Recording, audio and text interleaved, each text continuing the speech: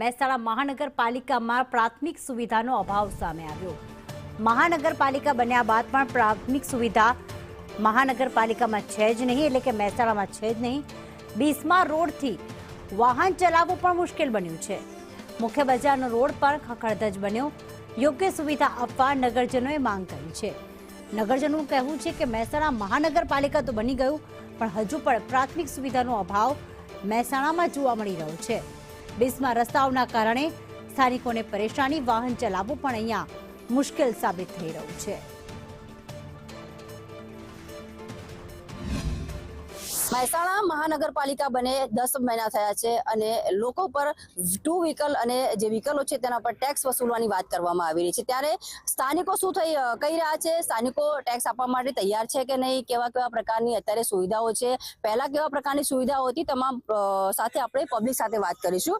સુવિધાઓનો બહુ જ અભાવ છે, સુવિધાઓ મળતી નથી અને આ ટેક્સ ખોટો છે। કારણ કે અમે ગાડી લઈએ તોય ટેક્સ ભરીએ, પેટ્રોલ સીએનજી ભરાવા જઈએ તોય ટેક્સ ભરીએ, તો કેટલું ટેક્સ ભરભર કરીએ।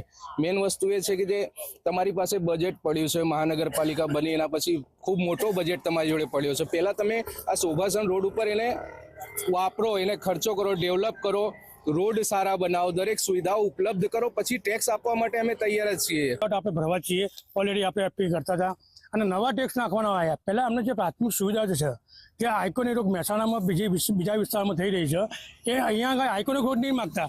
મીન્સ કે અમને જીવન જરૂરિયાત વસ્તુનો જે રોડ છે એની અમને સગવડ આપો। પ્લસ આ બાયોમેટ્રિક કચરો ડમ્પિંગ યાર્ડ તમે જોઈ શકો છો, અહીંયા 35 થી 40 સોસાયટી છે, અહીંયા સ્કૂલ નથી એક તો, પછી પ્લસ ગાર્ડન નહીં, ગાર્ડન ચલો આપણે મૂકીએ સાઈડમાં મૂકીએ, પેલા પ્રાથમિક જરૂરિયાત છે સ્કૂલની।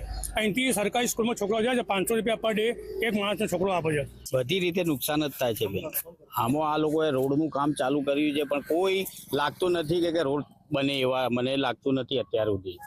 કારણ કે અમારે અહીંયા પાઇપલાઇનનું કામ ચાલુ છે। દિવાળી વખતે એ લોકો કહેતા હતા કે દિવાળી પછી 2-3 દાડા પછી કામ ચાલુ થઈ જશે, હજી સુધી કોઈ ઠેકાણું પડ્યું નથી, બરોબર। એટલે રોડની એટલી હાલત ખરાબ થઈ ગઈ છે કે લોકો વાહનો લઈને નીકળી નહીં શકતા।